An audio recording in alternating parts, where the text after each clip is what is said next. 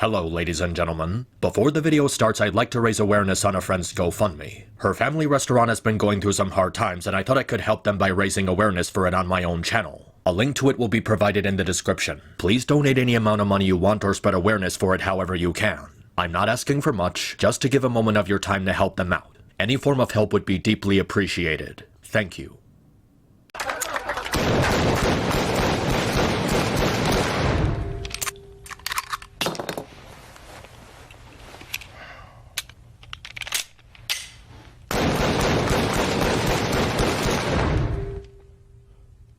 Probably after Disney, I don't think I've seen an entertainment company having so much going against it in the last several years as Warner Brothers. From increasing the prices of their streaming services, to milking franchises for money, to removing content from HBO Max to the point it feels more like Disney content since the only way to watch it is with a Disney Plus Hulu subscription, to their backwards merging with Discovery, to Cartoon Network's animation studio getting killed off and buried without a second thought, to fumbling the ball with multiverses so badly it makes me think I owe Nickelodeon All-Stars an apology, to the complete and utter death of their extended DC universe after continuously failing to put out a halfway decent movie, to refusing that pitch for the Batman Beyond movie that looks like it would have made them more money than anything else they've been putting out recently, to greenlighting Velma for 2 seasons when 1 was bad enough, to the fact that David Zaslav can't stop being an insufferable dickhole for 10 minutes, this company has been on fire and definitely not in a good way.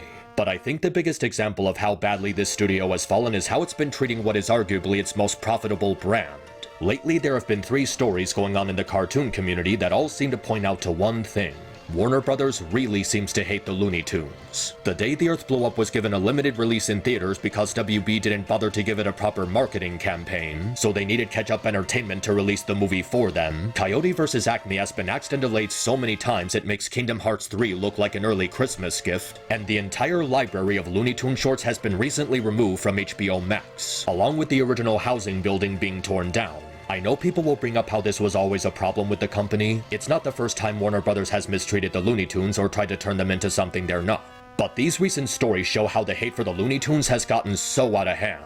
Why would you even do this to the Looney Tunes? It is arguably the greatest series of cartoon shorts of all time. They have been deeply cemented in pop culture as staples of slapstick cartoon comedy. Not even just slapstick. It's a collection of so many different varieties of humor. Satire, celebrity parodies, dark comedy, ingenious dialogue. It invented every trick in the book and no cartoon can possibly match them. It shouldn't even be possible for a human being to care so little about them. David has to be some kind of alien from another planet with no comprehension of quality with the way he looks down on them. It feels like an opposite effect that Nickelodeon has with SpongeBob. Nickelodeon is constantly shoveling SpongeBob down your throat, while Warner Brothers wants to purge Looney Tunes from existence. They clearly just see it as disposable kid stuff at this point, which if anything just shows you how much they don't understand their own brand. Looney Tunes is not children's programming.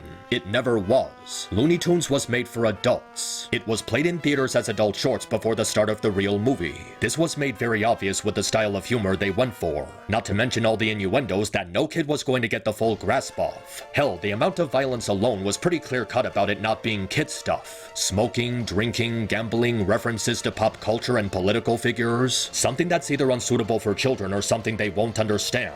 But no, it was kids' entertainment because it's a cartoon. By that logic, the Boondocks is kids' entertainment. Imagine being such a god-awful CEO that you want to get rid of the very thing that made your company so iconic. I'm starting to think that Space Jam 2 was some sort of precognition of what WB was planning to do with them. The villain of that movie literally viewed the Looney Tunes as obsolete and wanted to get rid of them. David is literally doing the exact same thing right now. This is like Nintendo trying to get rid of Mario. At this point, the CEO needs to be shot because that is such a self-destructive business practice that your company will never recover from. They say they're trying to aim for an adult audience with adult content. So why are they getting rid of adult content? It just reinforces a point I was making in a previous video. We need to start prioritizing physical media like DVDs and Blu-rays and actual game discs and cartridges, because making everything digital only is unreliable and dangerous because it puts a lot of material at the risk of suddenly becoming lost media. Imagine that you're a really big fan of, say, Angry Beavers, and for whatever reason, Paramount Plus just had it removed from their servers. Did you stock up on any VHS and DVD releases of the show before they started going for $50 a pop on Amazon? No? Well, you were just screwed. And look what happened to physical Looney Tunes media. Apparently this is what we get for supporting the official release instead of pirating it. Now you can't watch any of these classic cartoons unless you're willing to blow off several paychecks. Why doesn't Warner Brothers have any faith in this franchise? Is it because Space Jam 2 flopped? Well, honestly it might be a stretch to say that because this movie was a bad idea from the get-go. But so was the original Space Jam, and that one made a lot of money. It's not entirely Space Jam 2's fault because Warner Brothers always had this sort of problem. Whether it was Cat Stone Dance, Batman Mask of the Phantasm, or the Iron Giant, Warner Brothers is really bad at advertising something that apparently they were willing to throw a lot of money into, but didn't seem to have a lot of faith in the project. With Space Jam 2, they put way too much faith in LeBron James' popularity to get people interested. And they never really did anything to promote the Looney Tunes before they started shooting. The quality of the movie certainly didn't help, but Warner Brothers also didn't bother to properly advertise it. And now we have that happening with The Day the Earth Blew Up. Why did they make this movie if they weren't gonna be bothered to advertise it? Especially when its estimated budget is only $15 million.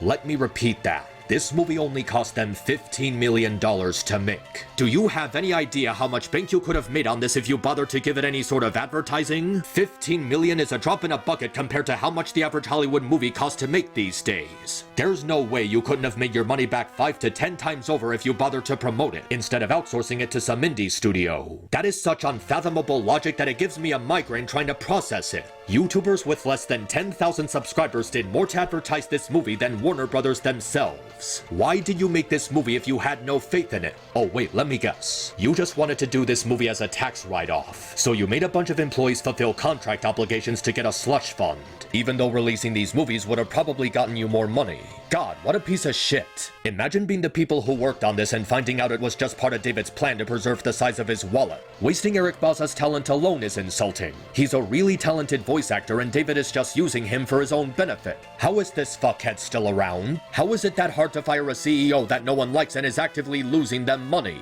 He's the type of person who is constantly messing up on such a cosmic scale, getting himself tied to the tracks so much that you're in a position to save him, but then you remember all the bullshit surrounding him and you think to yourself, you know what? Let the train hit him. He makes some of the most incompetent, moronic, morally corrupt and grotesque business decisions I've ever seen. Everything he does is completely wrong. And now he's trying to bury the franchise that's the only reason why the company got as big as it did.